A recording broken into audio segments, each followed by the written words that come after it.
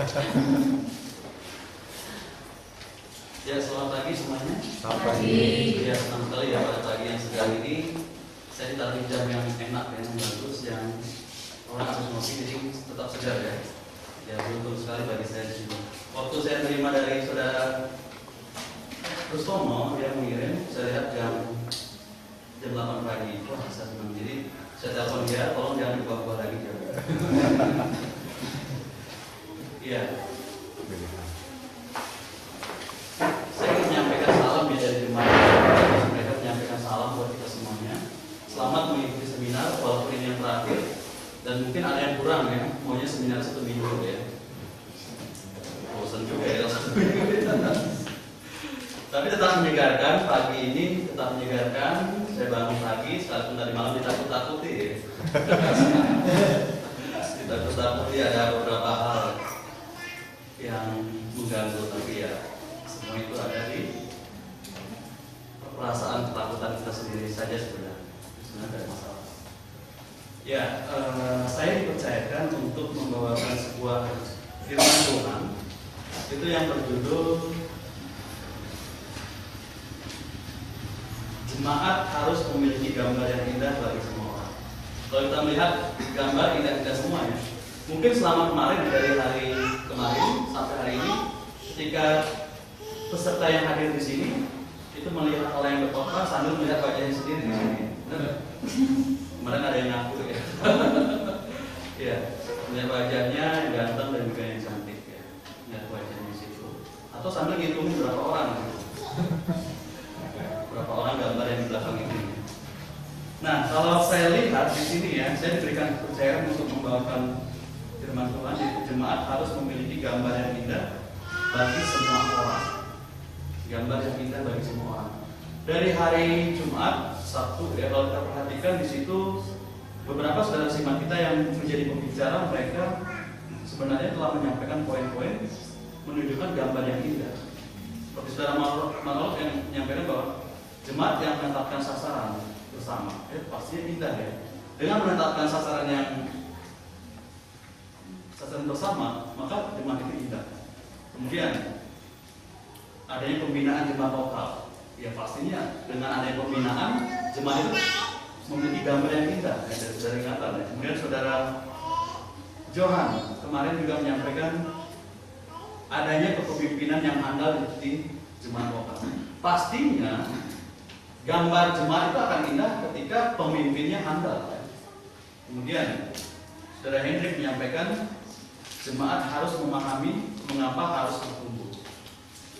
Jadi jemaat itu harus memahami ya, mengapa mereka harus bertumbuh. Dengan memahami bagaimana mereka bertumbuh, pastinya mereka memiliki gambar yang indah. Kemudian saudara Saibun ya, menjaga keharmonisan jemaat. Kalau di jemaat itu ada keharmonisan, pastinya gambarnya indah. Dan yang terakhir, jika jemaat itu memiliki kemauan untuk memberitakan Injil dan saudara Dedi kemarin, maka jemaat itu pasti indah. Karena dengan kemauan yang dimiliki oleh jemaat itu, pasti mereka memberitakan Injil, jemaatnya akan bertambah, jemaatnya akan tumbuh secara kualitasnya dan juga kuantitas. Pastinya jemaat itu indah. Artinya, karena semua tadi disampaikan kemarin, saya tidak usah menyampaikan. Tidak usah menyampaikan, karena sudah disampaikan, hanya kesimpulan aja ya berarti. Ya, kalau kita perhatikan bahwa ternyata memiliki gambar yang indah itu sesuatu yang membanggakan. Pasti beberapa di sini punya Facebook ya. Kalau foto sendiri bersama pacar, atau foto sendiri bersama istri, atau suami, atau dengan anaknya, tentunya ada rasa kebanggaan tersendiri ketika kita memamerkan atau menunjukkan foto kita. Karena kita percaya bahwa gambar itu gambar yang indah. Nah, kalau kita hubungkan di dalam jemaat Tuhan sekarang ini, maka alangkah bangganya bila mana kita memiliki sebuah jemaat itu yang memiliki gambaran yang indah bagi semua orang.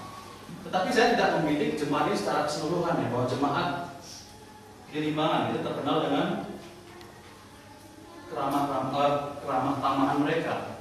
Atau mungkin Mas Sunter yang rajin mengadakan seminar ya, sehingga mereka antusias bakti sosial dan sebagainya. Atau mungkin jemaat di Bandung yang bersemangat untuk memberitakan Injil, atau mungkin juga Surabaya yang setiap hari mengadakan program kunjungan ke penjara dan lain sebagainya. Saya tidak membidik secara keseluruhan itu, tapi saya akan membidik bahwa bagaimana agar kita pribadi sebagai jemaat itu memiliki gambar yang indah. Mungkin kemarin secara umum ya, tapi di sini secara spesifik ya. Bagaimana agar kita memiliki gambar yang indah bagi orang lain, kita sendiri, saya sendiri, ya.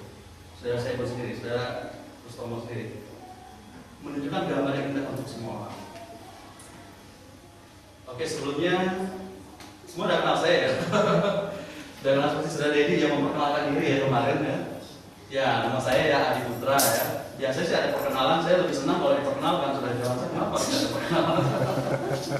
Ya, nama Adi Putra ya.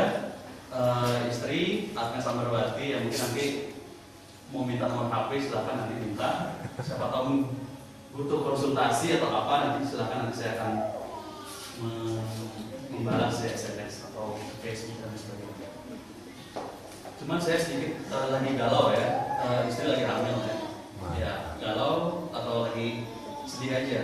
Nanti kalau anak lahir, apalagi seperti sudah Dedi ya, anak udah lahir ya, sudah doang saat udah lahir, gimana rasanya? Kalau kita galau mikirnya gini, apalagi sekarang itu trennya ya, masa di mana lagu-lagu anak-anak kecil sudah menyanyikan lagu apa, saudara? Saya pun cinta ya, lagu cinta seperti Kogo Junior dan sebagainya, itu mereka lagu cinta ya. Nah, kalau kita hubungkan dengan lagu-lagu yang lain, misalnya lagu-lagu yang pernah kita nyanyikan waktu kita kecil, misalnya lagunya, kalau para petani pasti bertanya ya, tentang cangkul, cangkul, cangkul yang dalam menanam jagung. Terus saya mau tanya sama petani, kalau nanam jagung itu cangkulnya apa? Mau nanam pohon atau mau menanam jagung atau menanam pohon jati? Ya, jadi mungkin kita bertanya ke lagu itu, ternyata lagu itu nggak nyambung ya. Nanam jagung kok nyambungnya yang dalam ya, itu kan kita nggak ngubur orang. Mungkin yang lain ya, bintang kecil di langit yang biru. Biasanya kalau ngeliat bintang pada apa? Langitnya kok warna langitnya hitam ya, gelap ya. Di langit yang hitam sana gitu. Jadi ya galaunya itu adalah bahwa wah ini kita mengajarkan anak untuk tidak mengerti tentang lagu ya. Yang itu nanti ya kita bahas. Ya di sini saya akan menyampaikan bagaimana agar kita memiliki gambar yang indah kepada semua orang. Itu yang pertama perlu kita perhatikan adalah jangan menjadi batu sandungan. Jangan menjadi batu sandungan. Pernah nggak sih kita tersandung? Malam-malam lewat jalan pasti tersandung. Atau mungkin jatuh dari tangga. Nah, seperti pendaki gunung ya, seperti Indra, pernah nggak tersandung dengan gunung Semeru? Enggak ya, terlalu gede ya. Nah, terkadang kalau kita lihat bahwa ternyata orang itu tersandung bukan untuk yang besar ya, tapi yang kecil. Nah, kalau kita perhatikan bahwa kita lebih memperhatikan hal-hal yang besar, tidak melihat hal-hal yang kecil. Padahal hal-hal yang kecil ini mengganggu orang lain. Jadi kita menjadi batu sandungan pada orang lain.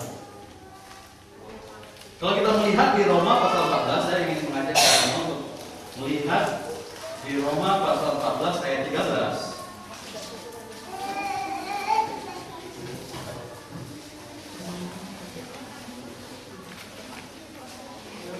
Di sana dikatakan, karena itu janganlah kita saling menghakimi lagi, tetapi lebih baik kamu menganut pandangan ini. Jangan kita membuat saudara kita jatuh atau tersandung. Jadi jangan membuat saudara kita jatuh tersandung. Sebenarnya saudara yang dikasih oleh Tuhan Yesus Kristus, kita harus menjaga ya, dalam keadaan tertentu ya, yang salah meskipun dari sifatnya itu benar. Kita tahu, semua tahu ya bahwa Coca-Cola itu nggak salah, kita minum Coca-Cola itu nggak salah. Tetapi salah adalah bila mana kita taruh itu di botol whisky dan kemudian kita akan minum di hadapan orang yang tidak tahu bahwa ternyata kita minum Coca-Cola. Yang mereka tahu kita itu minum whisky. Ternyata dari tindakan kita itu membuat orang lain tersandung. Saudara simak, kita tersandung. Kemudian kita tahu bahwa bekerja itu nggak ada yang salah. Kita bekerja cari makan atau kita nanam padi. Tetapi yang salah adalah ketika kita lebih mementingkan pekerjaan kita sehingga kita meninggalkan perhimpunan.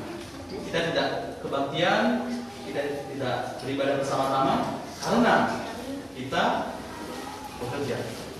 Jadi hal tersebut membuat saudara seiman itu tersandung. Mereka merasa bahwa tindakan kita itu membuat mereka merasa terpukul, ya, mereka merasa sedih dan lain sebagainya karena dengan ketidakhadiran kita di dalam perhimpunan. Kemudian kalau kita perhatikan yang kedua, bagaimana agar kita memiliki gambar yang indah bagi semua orang. Yang kedua itu adalah tidak kompromi. Tidak kompromi. Apa itu kompromi? Biasa ya, kalau kita di jalan di berhenti polisi, kita mengajak polisi damai, ya. Nah, itu kompromi. Kompromi berapa polisi, saya bayar tempat atau di pengadilan. Nah, terkadang kita berada dalam lingkungan di mana kita diajak untuk kompromi. Nah, kompromi itu apa sih arti kompromi? Kompromi itu berarti suatu penyelesaian terhadap perbedaan di mana kedua belah pihak saling memberikan kelonggaran. Jadi kedua belah pihak ini saling memberikan kelonggaran. Atau yang kedua, menyerahkan kepentingan, prinsip atau keutuhan seseorang untuk dapat bersatu. Nah, itu kompromi. Jadi mereka saling memberikan kelonggaran. Sesuai dengan tema kita untuk menjadi jemaat yang besar dan kuat, apakah kita harus kompromi dengan dunia ini? Untuk kompromi ketika kita bertumbuh? Tidak, ya. Dalam 2 Timotius pasal 4 ayat 3 dikatakan oleh Paulus, karena akan ada datang waktunya orang tidak dapat lagi menerima ajaran sehat, tetapi mereka akan mengumpulkan guru-guru menurut kehendaknya untuk memuaskan telinganya. Akan ada, ya, pada masa sekarang ini orang akan mengumpulkan guru-guru yang ingin mengenyangkan telinga mereka atau menyenangkan, ya, telinga mereka di dalam ibadah ini. Atau mereka, guru-guru mereka nanti akan menyampaikan sesuatu yang membuat mereka senang untuk menjadi hidup sesuai dengan kehidupan yang diajak oleh guru-guru tersebut, sekalipun hal itu salah. Kemudian, apakah sebagai orang Kristen kita harus menggunakan prinsip kompromi di dalam gereja? Jangan, tidak boleh. Salah satu contoh di mana Alkitab menunjukkan mereka tidak kompromi, yaitu Yosua dan juga Kaleb. Mereka berdua tidak kompromi ketika mereka diminta untuk menjadi mata-mata menuju negeri Kanaan. Mereka tidak kompromi dengan beberapa suku lainnya yang menyampaikan tentang kebohongan, tentang keadaan Kanaan. Tetapi Yosua dan Kaleb mereka menyampaikan yang benar, ya. Mereka tidak mau kompromi sekalipun mereka minoritas, sekalipun mereka sedikit. Kita juga sebagai orang Kristen tidak usah takut, ya, sekalipun kita dalam kelompok minoritas. Jangan kompromi. Terkadang keadaan membuat kita kompromi. Lingkungan membuat kita kompromi untuk mengikuti apa kemauan dari lingkungan itu. Padahal hal itu bertentangan dengan gereja atau jemaat Tuhan. Misalnya, dalam lingkungan ini diminta kepada kita untuk menutup gereja, ya, pada hari Minggu. Kalau kita mengikuti kemauan tersebut itu juga salah. Hal ini menimbulkan salah juga, ya. Ya, kita bisa tetap mengadakan ibadah di tiap hari Minggu dimanapun itu berada, mau di rumah, di mana saja. Yang ketiga adalah tunjukkan imanmu melalui perbuatan. Kalau saja yang pertama, bagaimana supaya gambar kita indah? Yang pertama, tidak menjadi batu sandungan. Yang kedua, tidak kompromi. Maka yang ketiga, tunjukkan imanmu melalui perbuatan. Kemarin dikupas tuntas ya oleh beberapa pembicara, itu tentang iman yang harus disertai dengan perbuatan. Kenapa? Karena bila mana kita mengatakan diri kita beriman, tetapi tidak ada perbuatan, maka kita sama saja dengan iblis. Sama dengan iblis. Karena iblis percaya, mereka percaya kepada Allah, tetapi mereka tidak mengikuti apa yang diperintahkan oleh Allah. Di dalam kita menunjukkan iman ya melalui perbuatan, kita itu tidak ada kemunafikan. Kita tidak menggunakan topeng. Tetapi yang ada adalah kejujuran. Kejujuran di mana kita melakukan apa itu perintah dan kita lakukan di dalam kehidupan kita sehari-hari. Orang Kristen itu harus bertumbuh ya, menghasilkan buah. Jadi Yesus Kristus sendiri meminta kepada kita supaya kita itu menghasilkan buah. Menghasilkan buah dalam arti perbuatan-perbuatan kita, bagaimana kita bertindak untuk menolong orang lain, kebajikan dan lain sebagainya. Tidak hanya datang ke gereja, duduk manis, mendengarkan khotbah, pulang. Kemudian Senin sampai Sabtu hidup tidak ada bedanya dengan orang-orang duniawi. Itu juga salah. Berarti kita itu hanya beriman pada hari Minggu. Dan imannya pada hari Senin sampai Sabtu itu adalah iman kepada dunia. Nah ini juga salah. Karena diminta bahwa ketika kita menunjukkan iman kita melalui perbuatan, maka orang lain bisa melihat kita. Sama seperti saudara Hasan ya, saya sempat mendengar sedikit ya khotbahnya di hari Jumat, bahwa seseorang mengenal kita itu orang Prancis ya, bukan ya.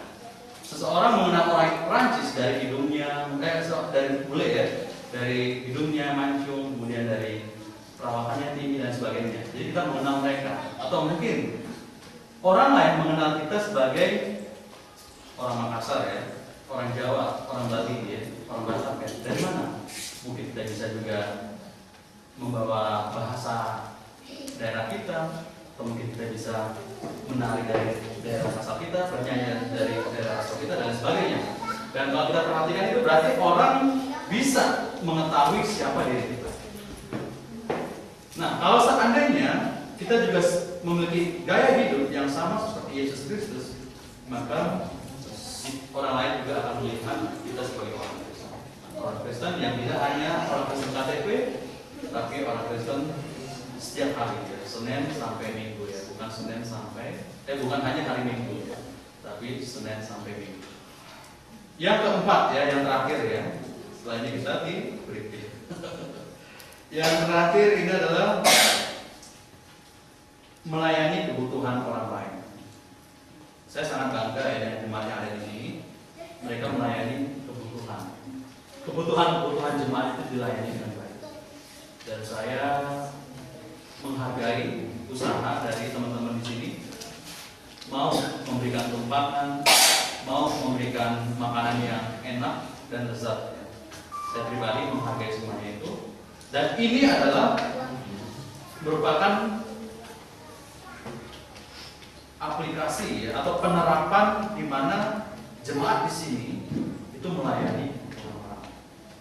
Kalau kita perhatikan orang Samaria yang baik hati, ketika dia menolong orang yang habis dirampok yang ada di jalan, dia tidak menanya orang itu, apakah Anda ini orang Romawi?